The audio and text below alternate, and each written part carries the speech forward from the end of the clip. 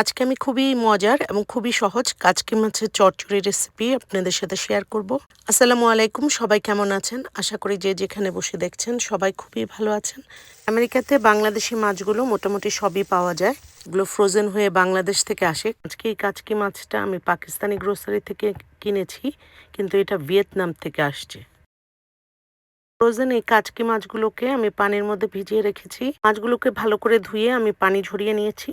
আমি 2টা পেঁয়াজ কুচি, 2টা আলু কুচি এবং একটা টমেটো কুচি নিয়ে নিয়েছি। এর মধ্যে লবণ দিয়ে দিচ্ছি 1 চা চামচ। লবণ আপনি আপনার টেস্ট অনুযায়ী ইউজ করবেন। হলুদের গুঁড়া দিয়ে দিচ্ছি 1 চা চামচ। মরিচের গুঁড়া দিয়ে দিচ্ছি 1 চা চামচ। রসুনের গুঁড়া দিয়ে দিচ্ছি 1 চা চামচ। তেল দিয়ে দিচ্ছি 1/4 কাপ। এখন সব কিছুকে আমি হাত দিয়ে ভালো করে মাখিয়ে নিচ্ছি।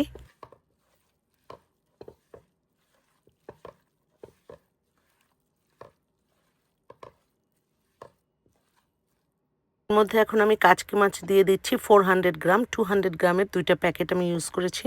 কাচকি মাছগুলোকে এখন আমি সব কিছুর সাথে হাত দিয়ে ভালো করে মাখিয়ে নিচ্ছি।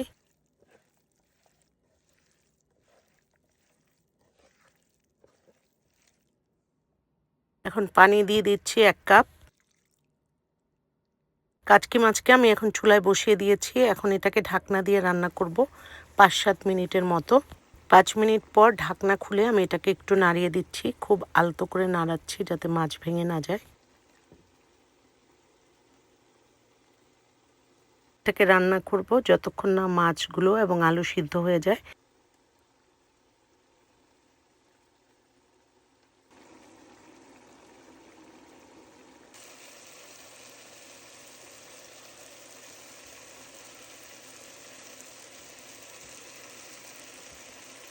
মধ্যে দিয়ে দিচ্ছি কাঁচামরিচ।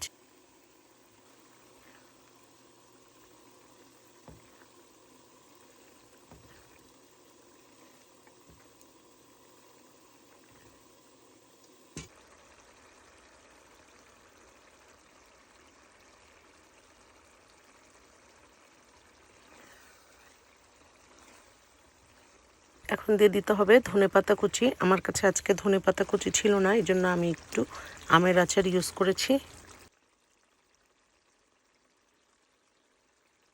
তৈরি হয়ে গেল খুবই মজার কাচকি মাছের চচ্চড়ি। কাচকি মাছের চচ্চড়ি গরম ভাতের সাথে খেতে খুবই মজার। আমার আজকের এই ভিডিওটি ভালো লাগলে প্লিজ লাইক করবেন, শেয়ার করবেন, কমেন্টস করে জানাবেন। Thanks for watching. Allah Hafiz.